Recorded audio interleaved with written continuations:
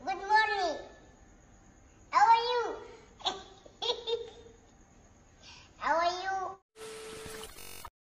হেই বন্ধুরা, তোমাদের welcome to ইন্সপোকেনের আরও একটি নতুন ভিডিওতে। বন্ধুরা, আজকে আমরা কথা বলবো টপ 5 ব্যাডেস্ট অ্যানিমে ক্যারেক্টার সম্পর্কে। আর আমি আগেই বলে নিই, আমরা আমাদের নিজেদের মতো করে লিস্টটি সাজিয়েছি, যে ক্যারেক্টারগুলো আমাদের কাছে বেস্ট লেগেছে। আর এই ভিডিওতে তোমাদের পছন্দের ক্যারেক্টারগুলো নাও থাকতে পারে, কারণ এক ভিডিওতে সবাইকে আনা সম্ভব নয়। এবং এই ভিডিওতে শুধুমাত্র সাইড ক্যারেক্টারগুলোকে রাখা হয়েছে, কোনো অ্যানিমে মেইন ক্যারেক্টারকে রাখা হয়নি। তো ভিডিওটি শেষ পর্যন্ত এনজয় করতে থাকো। তো আর বেশি কথা না বাড়িয়ে শুরু করা যাক আমাদের আজকের ভিডিও।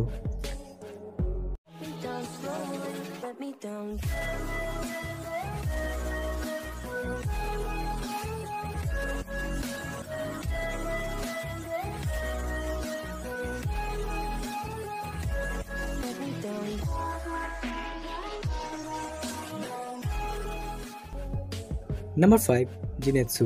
জিনেৎসু ডিমন স্লেয়ার অ্যানিমের এমন একটা ক্যারেক্টার যাকে নিয়ে প্রথম সবাই খুব বেশি মজা করত।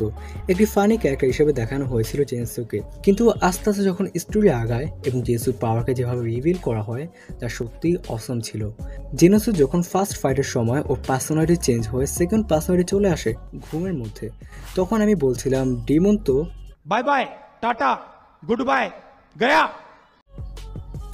জিনাৎসুর সেকেন্ড পার্সোনালিটির কোনো জবাবই নেই। ওর ব্রিদিং টেকনিক এবং বডি ল্যাঙ্গুয়েজ একেবারে আলাদা ধরনের। জিনাৎসুর পার্সোনালিটি কয়েক মিনিটের জন্য চেঞ্জ হলেও আমার মতে ডিমন স্লেয়ারের মোস্ট এনজয় করা মোমেন্টগুলোর মধ্যে ওর ফাইটটা ছিল একটি।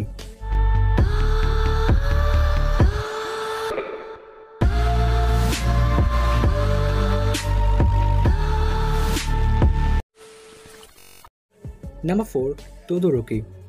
আমার মনে হয় না তোমরা যারা এমএচএ বা মাইরো একাডেমিয়া দেখেছো তাদেরকে তোদোরকির কুলনেস ও ব্যাডনেসকে বোঝানোর দরকার আছে। তোদোরকি মাইরো একাডেমিয়ার এমন একটা ক্যারেক্টার যার কাছে হট অ্যান্ড কুল পাওয়ার একসাথে রয়েছে, এবং পার্সোনালি বলতে গেলে তোদোরকি হচ্ছে এমএচএ অ্যানিমের মধ্যে আমার মোস্ট ফেভারিট ক্যারেক্টার। ওর ফাইটিং স্কিল এবং পার্সোনালিটি এমনভাবে তৈরি করা হয়েছে যে তুমি তোদোরকির ফ্যান হতে বাধ্য। I am Shoto from UA, and I want to be a hero.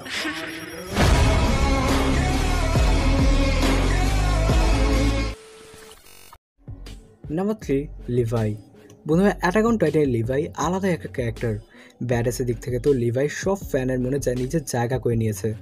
লিভাইয়ের back story, personality, attitude দেখে যে কেউ লিভাইকে ব্যাডেস ক্যারেক্টার বলতে বাধ্য। আর লিভাইয়ের মতো টাইটানদের হয়তো অন্য কেউ আর মারতে পারবে না। প্রথম দিকে অনেকে লিভাইকে হেট করতো, কারণ লিভাইয়ের রুড বিহেভিয়ারের জন্য, কিন্তু পরে গিয়ে যখন সবাই লিভাইয়ের ব্যাক স্টোরি জানতে পারে, যে তাকে কোন কোন পরিস্থিতি পাড়ি দিয়ে আসতে হয়েছে, আর এখন বর্তমানে আমার মনে হয় 0% হেটারওয়ালা ক্যারেক্টারের মধ্যে লিভাই একজন।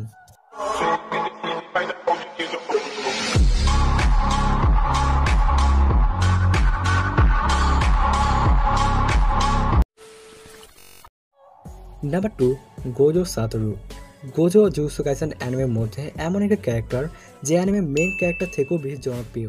গোজোকে এভরি বিগিনার্স ফ্যান থেকে ওল্ড অ্যানিমে ফ্যানরাও চেনে, আর যারা অ্যানিমে দেখে না তারাও চেনে। কিন্তু বাংলাদেশে গোজোকে একটু বেশি বড় আকারে ভাবা হয়। তো এখন বাইরের কথা বাদ দাও, আমরা অ্যানিমের মধ্যে আসি। গোজো অ্যানিমে ফার্স্ট এপিসোড থেকে নিজের ব্যাডনেস, লুক, ফাইটিং স্কিল দিয়ে ফ্যানদের মাঝে জায়গা করে নিয়েছে।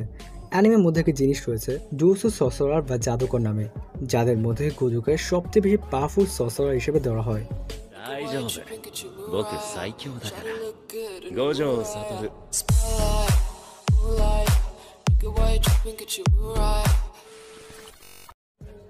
Number 1, Kakashi হাতাকে।